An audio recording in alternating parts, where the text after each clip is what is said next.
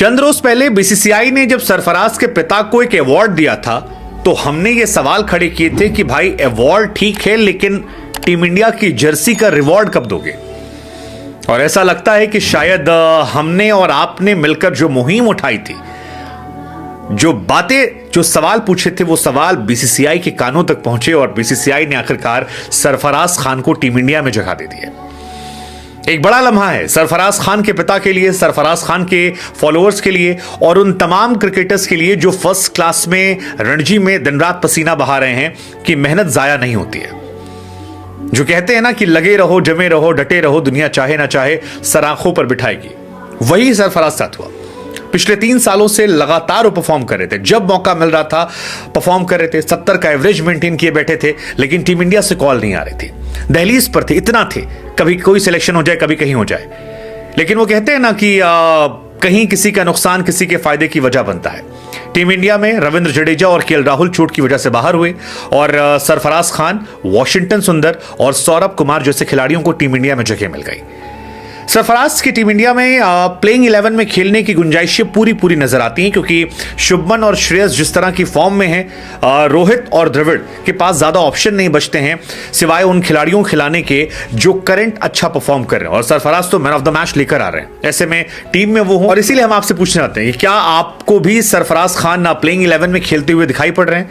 Well, मुझे दिखाई पड़ रहे हैं। मुझे सरफराज और रजत पाटीदार दोनों प्लेइंग 11 में दिखाई पड़ रहे हैं। उसकी वजह भी है, श्रेयस और शुभमन में आप किसी एक खिलाड़ी को बाहर कर दीजिए, क्योंकि 11 मैचेस तक अगर एक अर्धशतक नहीं आता है सो बेहतर है कि आप उन खिलाड़ियों में जाएं जो परफॉर्म करके आए। और सरफराज और रजत पाटीदार ये दोनों शतक मारकर आए हैं, बैक टू बैक शतक मारे हैं। ऐसे में गुंजाइशें बढ़ जाती हैं जब केएल राहुल भी मौजूद नहीं है, एक ऐसा प्लेयर जो इंडिया की सरजमी पर लगातार परफॉर्म कर रहा है। वैसे भी रोहित शर्मा ने कुछ दिनों पहले कहा था कि विदेश में खिलाने से पहले हम उन खिलाड़ियों को खिलाना चाहेंगे जो इंडिया में थोड़ा सा कंडीशंस को समझते हैं। सरफराज तो काफी खूब समझते हैं और ये हम नहीं कह रहे, ये उनके स्टैट्स कह रहे हैं। सरफराज खान ने 66 फर्स्ट क्लास मैच खेले हैं जिसमें तकरीबन 4000 रन है। उनका जो एवरेज है वो तकरीबन 70 का आता है और 14 शतक 11 अर्धशतक उनके नाम है। 14 शतक 11 शतक। लेकिन इतनी बड़ी परफॉर्मेंस के बावजूद सरफराज को कभी मोटा कहकर हटा दिया गया, कभी कहा गया कि जी कंसिस्टेंट नहीं है, कभी कहा गया स्ट्राइक रेट स्लो है। लेकिन अब इन सारी चीजों से सरफराज पार पा चुके हैं। हाल फिलहाल में उन्होंने 120 के स्ट्राइक रेट शतक लगाया। कंसिस्टेंसी उनके स्टैट्स में है, 70 का एवरेज मेंटेन करना आसान काम नहीं है। और जो उनकी फिटनेस को लेकर सवाल खड़े कर रहे थे वो उनके 13 शतक या बैक टू बैक शतक से समझ सकते हैं कि खिलाड़ी में कितना ज्यादा दम खम। हालांकि सरफराज अकेले प्लेयर नहीं है जिनका सिलेक्शन टीम में हुआ है, 3 खिलाड़ियों का सिलेक्शन हुआ है, 2 खिलाड़ी बाहर गए हैं और बड़ी कीमत चुकाई है टीम इंडिया ने सरफराज और बाकी खिलाड़ियों को लाने के लिए। रविंद्र जडेजा, केएल राहुल जैसे मैच विनर प्लेयर जो हैं वो टीम से बाहर हुए हैं और ये दोनों बहुत बड़े प्लेयर हैं। जडेजा, राहुल हम जानते हैं, जडेजा ने लास्ट मैच में भी विकेट निकाले थे, उससे पहले जडेजा ने और परफॉर्मेंस दी थी, लेकिन हैमस्ट्रिंग की वजह से वो बाहर हो गए हैं और ये एक सीरियस कॉज हो गया है टीम इंडिया के लिए जडेजा को लेकर। राहुल भी चोटिल हो गए हैं। राहुल को शायद टीम समझ रही थी, इसी वजह से विकेट कीपिंग नहीं करवा रही थी, लेकिन इसके बावजूद केएल राहुल चोटिल हो गए। केएल राहुल ने पहली पारी में अच्छे रन बनाए थे, साउथ अफ्रीका में जाकर अच्छे रन बनाए थे। ऐसे में 2 बड़े प्लेयर का जाना ये थोड़ा सा टीम इंडिया को डेंट करने वाला है।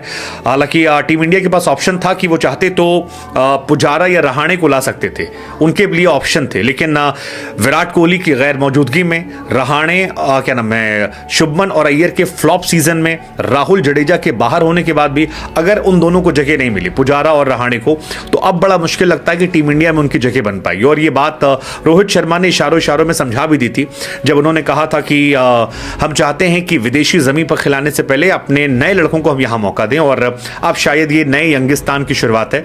2 अनकैप्ड प्लेयर सौरभ कुमार और सरफराज खान को मौका है, और टीम में किसे मौका मिलेगा ये देखने वाली बात होगी। लेकिन ये और साथ में गावा के हीरो वॉशिंगटन सुंदर को भी टीम में जगह। तो फिलहाल जो टीम इंडिया है उसमें रोहित शर्मा कप्तान है, शुभमन गिल एक प्लेयर हैं, जायसवाल हैं, श्रेयस अय्यर हैं। आपके पास विकेट कीपर में 2 ऑप्शन है, केएस भरत, ध्रुव जुरेल आपके पास हैं, रविचंद्रन अश्विन, अक्षर पटेल, कुलदीप यादव, मोहम्मद सिराज, मुकेश कुमार, जसप्रीत बुमराह, आवेश खान, रजत पाटीदार, सरफराज खान, वॉशिंगटन सुंदर, सौरभ कुमार, ये आपके पास टीम है।